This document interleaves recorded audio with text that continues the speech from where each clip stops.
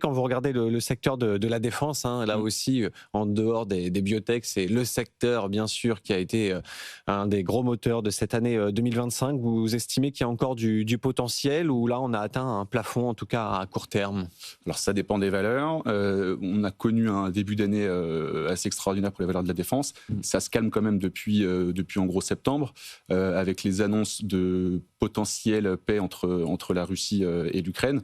Il faut quand même rappeler que ces valeurs, pour la plupart, elles sont assez peu exposées directement à l'Ukraine et que qu'il y ait une paix ou pas, les Européens ils vont devoir reconstituer leur stock parce qu'ils ont donné énormément d'équipements militaires à l'Ukraine. Ils vont aussi devoir augmenter leur armée qui aujourd'hui, enfin leurs armées qui sont pas suffisantes. Et en plus, il faut aussi rajouter le fait que les Américains font pression pour retirer le parapluie militaire. Et donc les Européens vont devoir se défendre de plus en plus tout seuls. On voyait que Trump demandait à ce que les Européens financent une plus grosse partie de l'OTAN d'ici à 2027.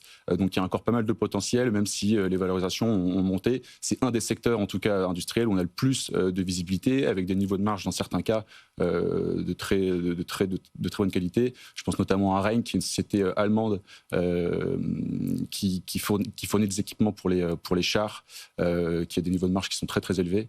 Donc il y a encore un peu de potentiel, ouais. Aujourd'hui, Benjamin Delacvivier, vous gérez, co-gérez même un fonds small et mid cap. Vous avez lancé un prochain fonds, ça sera l'année prochaine. Ouais. Quelles sont les thématiques là, qui vous intéressent? Parce que le but, c'est pas de faire un copier-coller de votre fonds d'aujourd'hui. Donc, Non, vous allez ouvrir un petit peu les portes. ouais. Pour vous, c'est quoi les paris de 2026, si je résume un petit peu?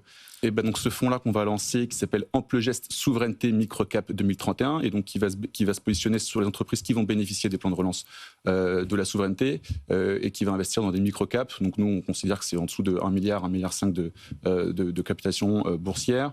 Et on voit à peu près en fait 5 thématiques qui sont les 5 thématiques que relevait Mario Draghi dans son rapport qu'il avait publié fin 2024, qui avait été demandé par la Commission européenne pour voir où en était l'Europe et comment faire pour aller mieux. Et c'est en fait d'être moins dépendant des autres et donc de contrôler ce qu'on considère comme étant stratégique.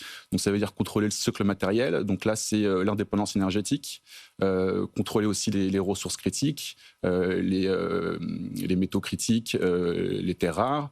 C'est contrôler ces technologies stratégiques, c'est savoir se défendre. Donc il y a aussi une partie un petit peu défense et avoir une industrie qui est complète et solide.